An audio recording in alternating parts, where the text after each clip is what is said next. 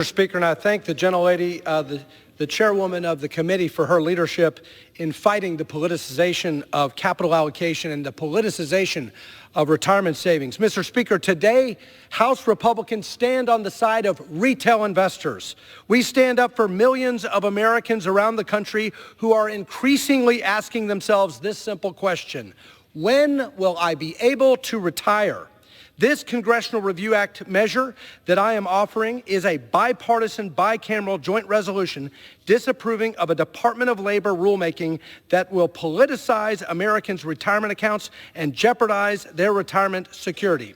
This measure simply states that retirement plan sponsors be required to prioritize maximum financial returns for investors ahead of non-pecuniary factors like environmental, social, and governance standards, a political agenda.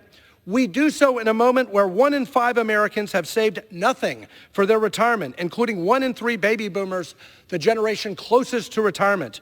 We do so in a moment when 78% of Americans are either extremely or somewhat concerned about affording a comfortable retirement.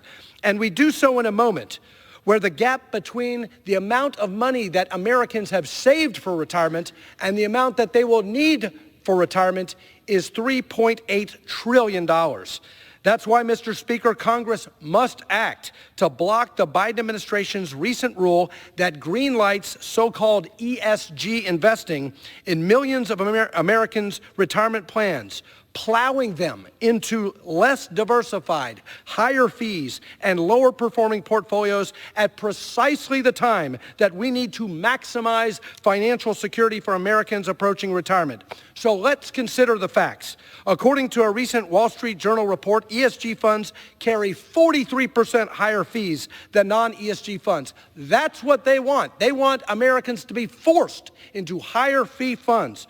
A recent study from NYU and the University of Southern California found that over the past 5 years, global ESG funds have underperformed the broader market by 250 basis points per year, an average of 2.6% lower return than non-ESG funds. And this stands to reason because ESG funds are by design less diversified. This is investing 101. When you discriminate against energy stocks and you are heavy in tech, when you're in a tech sell-off and when energy performs the market, who loses? The American retail investor who is unwittingly invested in these fraudulent, cancerous funds. This means that an investor who put in $10,000 into an average global ESG fund in 2017 would have realized a $1,750 lower return than if they had invested in the broader market. And while some of my friends on the other side of the aisle argue that ESG investing is actually driven by investors themselves, not ideologues at asset management firms or in the White House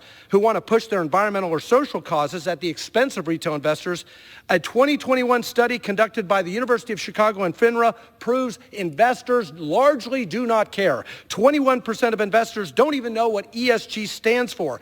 Is that popular? Is that what popular ESG is?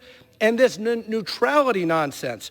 Look, nobody's saying you can't invest based on your values, but this bill would steer people unwittingly into these funds, and the status quo does not deny people to invest based on their values. It just says that the default has to be to maximize returns. So, Mr. Speaker, this debate today is not about investor protection. It's about the ability of investors to maximize returns. It's also about energy security. Even if you don't have a retirement account, this radical ESG movement is hitting your wallet. Since President Biden took office, his administration has waged a war on American energy production, not just holding up leases or blocking infrastructure, but through financial regulation, the weaponization of financial regulation to divert resources and capital and financing away from the American energy sector. A 25% decline in investment in natural gas and oil investments since 2021, and the result, gas prices are up 40%, and diesel prices are almost double. Household energy costs hit a 10-year high this winter, costing average American families $1,200, according to a report from the National Energy Assistance Directors Association. And these price hikes and the decline in investment in our energy supply come at the exact time that the Biden administration itself estimates that by 2050, almost half of our nation's energy supply will be made of oil and natural gas. Mr. Speaker, we need more, not less, capital investment and financing of American energy. So I implore the administration, it's time for you to end your assault on energy production that is fueling 40-year high inflation. We as members of Congress cannot allow this administration to continue to perpetrate this war on American energy at the expense of investors. And with that, Mr. Speaker, I yield.